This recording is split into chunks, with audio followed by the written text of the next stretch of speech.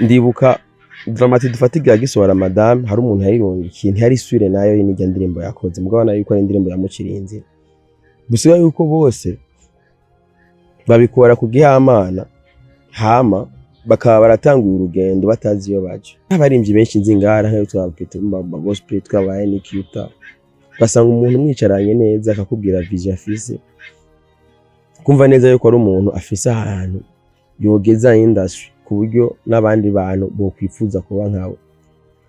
birabaje gushika no munsi yuko atamuntu numwe bayifuza kuba nk'umuririmbyi hariho conflit de génération aho abakera abaririmbyi bakera badashaka kwiyumva bagishaka guhangana n'aba ariko baracaruka no munsi basanga rero n'abana bacaruka no munsi bagwa babona nko kumenga bakera n'abaluza kubera iki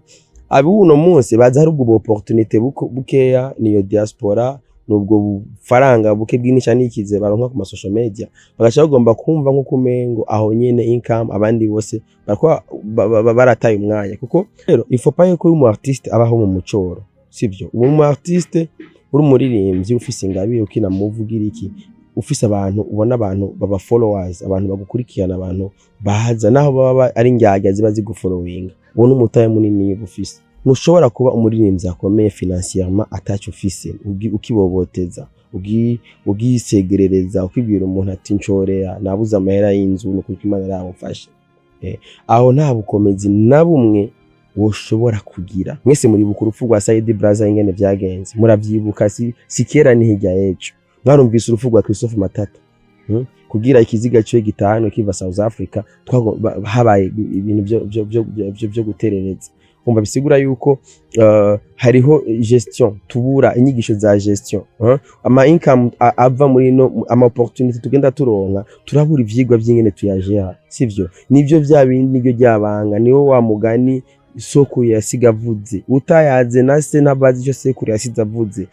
so wawe arashobora kuba yaraferinze mugabo muparvenye kuyaga akakubwira aho yaferingi aho vyanye akakubwira wewe ugezweho no munota ushobora kuzamura uri munsi ugatuma aho yaferingiye basi agira n'akaratarapage basi ku minota yanyuma n'abari mu bihe byo gukukuruka ego ndabaramukije mwese bakunzi ba Simbizi uno musi rero n'umunsi w'amateka no munsi ndabaha nkuko nayo memereye yuko nzoza ndabayagisha nari maze iminsi ntabayagisha bivanye n'ibi nabiriye hama ndabibutsa yuko kene kugabanya imyako uzamuribuka kuzamukoresha tuvuta tukibonobono imyako tuvuta turagabanya imyako tuvuta ku bantu bakeneye ubwanwa je nkanje mva ko ndabufise je ntangora niromba cyanirimba imyako ndazi abifuza kundoga muri benshi abanyanka muri benshi niyo mpamvu rero nta kintu na kimwe cyo kuneglija nta kintu na kimwe cyo kuneglija niyo mpamvu nibangikanya utu tuvuta twikibono bono washobora kugira recherche zawe kuri yo bayita castor oil murayisanga kuri internet kuri Google barakubwira amateka yabo n'ivyikora wewe wenyine urashobora kwivura bikavura ibintu byinshi cyane amavuta bajya naribwa aya imatiere ngaha ikibono nico bakora nk'amabuji murazi ko amabuji rukana amashetani cyane ahantu bariko barahamagara Imana nayo n'amabuji barakoresha ikibono kiravamo amavuta y'imoteri hajya imoteri amavuta ajya dushira mu miduga amavuta bayakora mu kibonobono urumva ko ari ibintu byinshi rero no munsi nari ngene ndababwire ikintu kimwe cyonyine kimwe rukubirwanege ni juste ndashaka ndabayagire about kintu bita urugendo n'impanuro gusa ngomba guhereza abaririmbyi kuko ndibuka dernièrement hari abantu bigeze kumbaza muri bipange bambaze kumbaza ngo Roriro gute nagomba ndabwire yuko umuririmbyi Roriro ni umuririmbyi mukuru ni c'est un grand artiste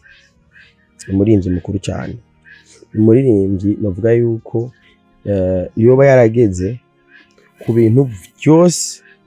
umuririmbyi wese ari mu rugendo yifuza yuko yogerako. Umuririmbyi Roriro niwe muririmbyi novuga yuko yakoze amateka muri kino gihugu atamuririmbyi n'umwe mu bihumbi bibiri na kangahe umengo na gatandatu n'amataye Roriro n'umuririmbyi yagira amatourne menshi za Europe zandi agenda hagaruka mubona ba Fernando n'abandi bagenda za Buraya zayi ibyo vyagira Roriro ziyaza bimamatwi murazi neza ko amatournage yaho yabereye i Buraya hagenda hari agakora ibiteramo agateramisha abantu za Buraya zandi Roriro niwe muntu yigeze kurihigwa itike y'indege n'umukuru w'igihugu Buyoya nta apari ntuzenya za Desire yigeze gutera frappe yakwigendera Nkurunziza ngo yarose ngo ntuzenya ngo gashimwe muri Amerika kubera indirimbo bahoreka abandi babeho umugwayi wa sida n'umuntu abandi yateye frappe tera frappe kabisa kumbe ishakira agatike kabugeza muri Amerika cagumana sivyo umva Roriro rero n'umuririmbyi novuga yuko yakoze ibintu byinshi yabaye mu bihe byinshi mu bihe byose umuririmbyi wese yipfuza gusa ingwane tugira ngaha muri entertainment yacu Burundi abaririmbyi bacu barakura barabaho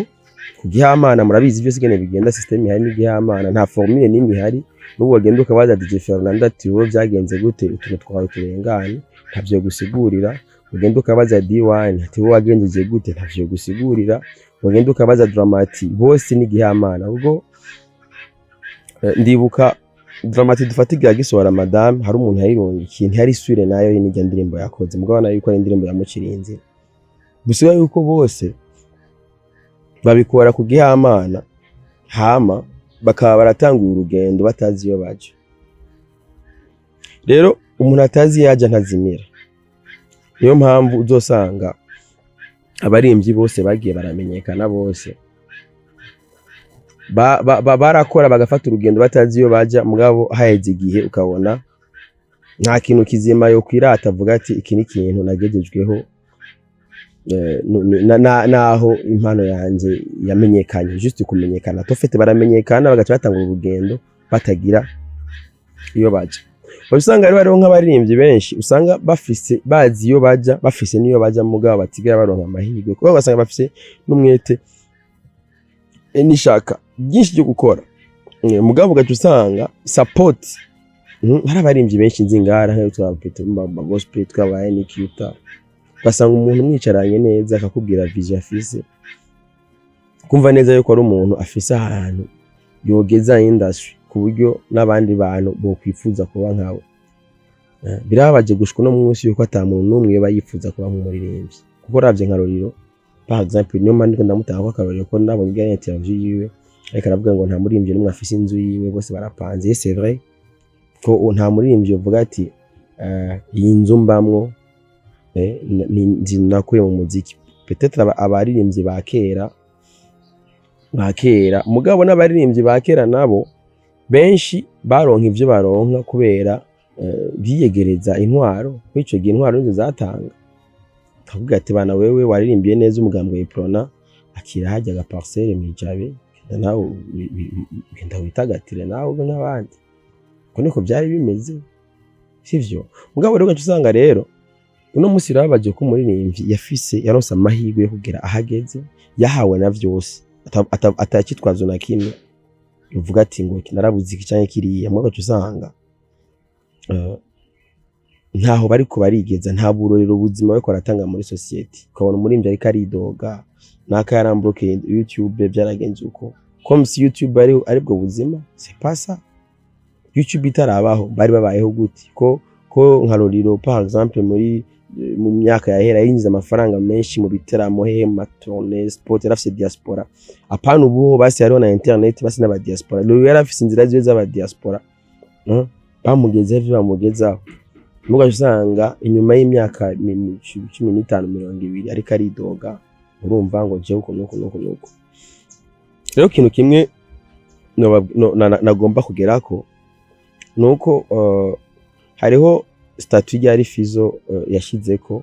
mengo hari ejo nambatayi yahishiteko ejo avuga ati utayaze na sokuru ntamenye ico se yasize avuze sivyo aba baririmbyi bacu baje bahari banga bafise